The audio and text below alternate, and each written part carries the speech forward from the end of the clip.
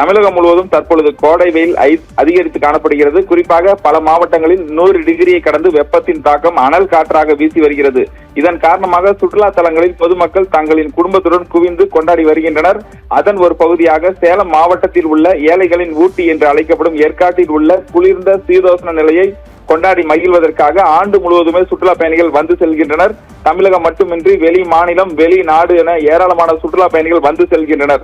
தற்பொழுது கோடை விடுமுறை என்பதால் ஏற்காட்டில் குடும்பத்துடன் சுற்றுலா பயணிகள் குவிந்து வருகின்றனர். ஏற்காட்டில் உள்ள அண்ணா பூங்கா, மான் பூங்கா, தாவரவியல் பூங்கா, லேடிஸ் அதே போல படகு இல்லத்திலும் சுற்றுலா பயணிகள் குவிந்து நீண்ட நேரம் காத்திருந்து படகு சவாரி செய்து கொண்டாடி வருகின்றனர்.